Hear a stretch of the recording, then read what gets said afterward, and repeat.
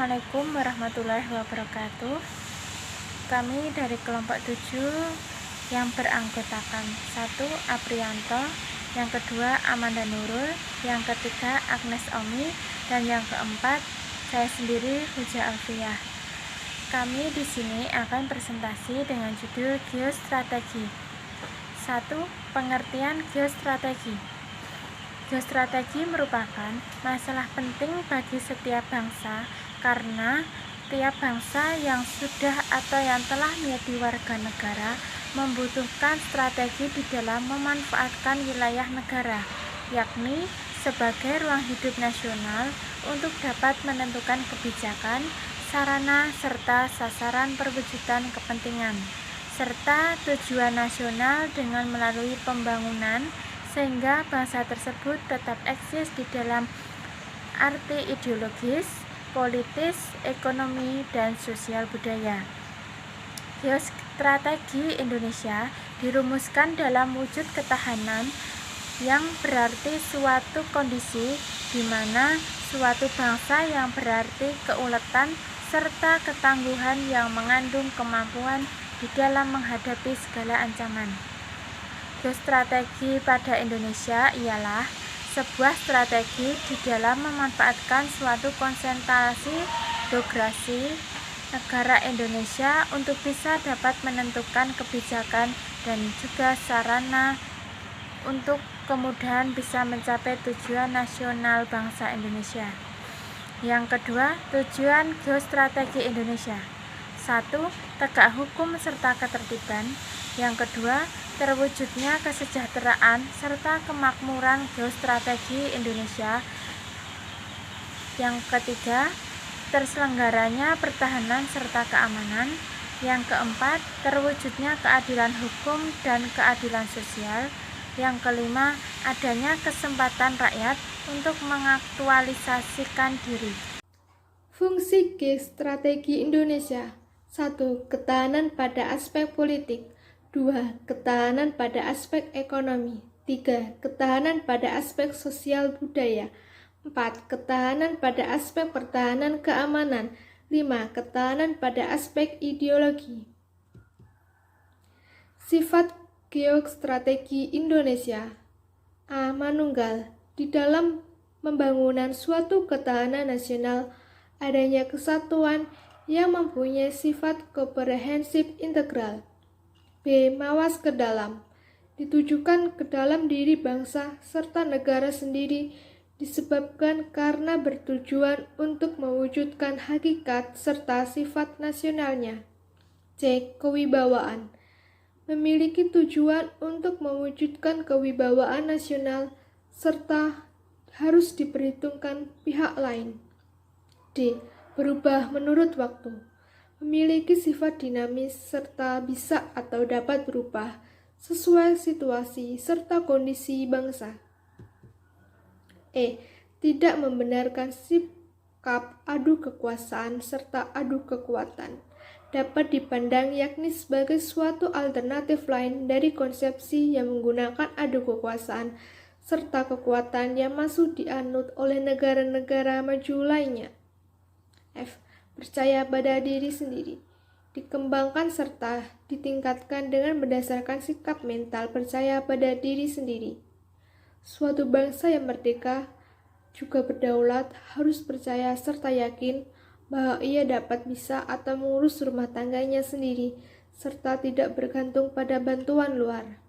G. Tidak tergantung pada pihak lain, dikembangkan atas kemampuan diri sendiri yakni dengan memanfaatkan segenap aspek kehidupan nasional. Pengembangan kemampuan nasional dalam diupayakan untuk tidak tergantung di pihak lain. Perkembangan konsep geostrategi Indonesia. 1. Pada mulanya perkembangan geostrategi Indonesia digagas oleh Sekolah Staf juga Komando Angkatan Darat di Bandung pada tahun 1962. Isi konsepnya adalah geostrategi Indonesia sebagai strategi untuk bisa atau dapat mempertahankan, kemudian mengembangkan, juga membangun kemampuan di dalam teritorial serta kemampuan gerilyawan untuk dapat menghadapi ancaman komunis di Indochina. Di tahun 1965-an, Lembaga Ketahanan Nasional mengembangkan konsep geostrategi Indonesia untuk mengembangkan keuletan serta untuk daya tahan kekuatan nasional untuk bisa menghadapi serta menangkal seluruh ancaman dan tantangan yang bersifat internal maupun eksternal.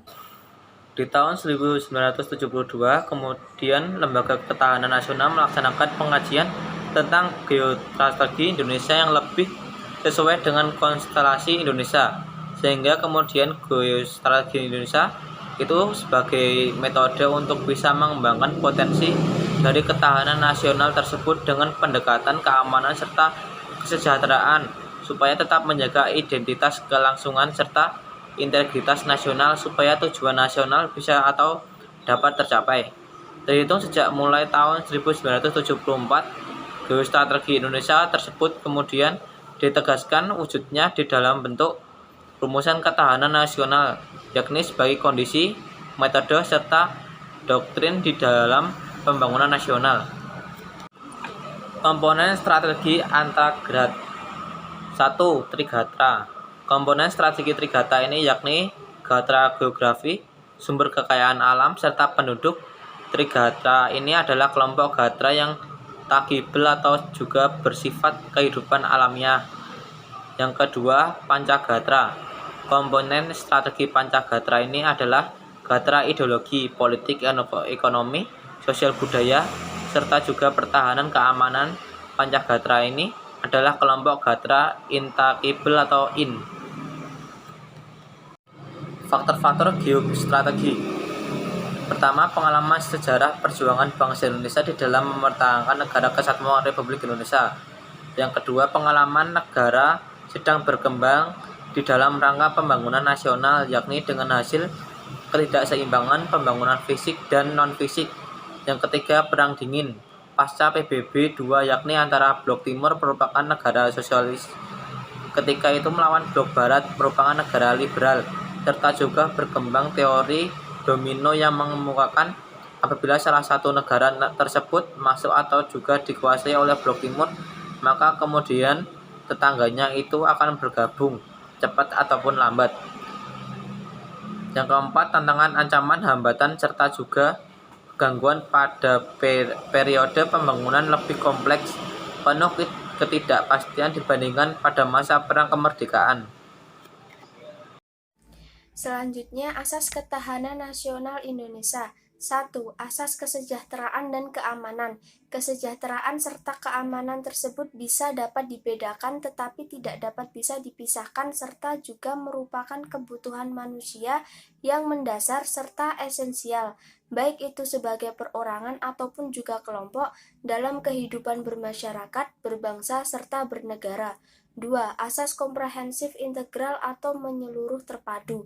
Sistem kehidupan nasional ini kemudian mencakup seluruh aspek kehidupan bangsa, yaitu secara utuh menyeluruh serta terpadu di dalam bentuk perwujudan persatuan serta perpaduan yang seimbang, selaras, serta serasi dari semua aspek kehidupan bermasyarakat dan berbangsa serta bernegara. Asas mawas ke dalam dan mawas keluar. Yang pertama, mawas ke dalam. Mawas ke dalam mempunyai tujuan yakni menumbuhkan hakikat, sifat, serta juga kondisi kehidupan nasional itu sendiri dengan berdasarkan nilai kemandirian yang proporsional, untuk kemudian dapat meningkatkan kualitas derajat kemandirian bangsa yang ulet serta juga tangguh. Selanjutnya, mawas keluar. Mawas keluar ini memiliki tujuan untuk dapat atau bisa mengantisipasi serta ikut berperan di dalam menghadapi serta mengatasi dampak lingkungan strategis luar negeri dan juga kemudian menerima kenyataan adanya saling interaksi serta sama-sama ketergantungan yakni dengan dunia internasional. Yang terakhir, asas kekeluargaan. Asas kekeluargaan ini Di dalamnya terkandung gotong royong, kearifan, kebersamaan, keadilan, kesamaan, tenggang rasa, serta juga tanggung jawab di dalam kehidupan bermasyarakat, berbangsa, serta juga bernegara. Dalam asas ini kemudian diakui adanya suatu perbedaan yang harus dikembangkan dengan secara serasi di dalam hubungan kemitraan dan kemudian dijaga supaya tidak berkembang dan menjadi konflik yang sifatnya itu antagonistik yang sama-sama menghancurkan. Sekian, terima kasih.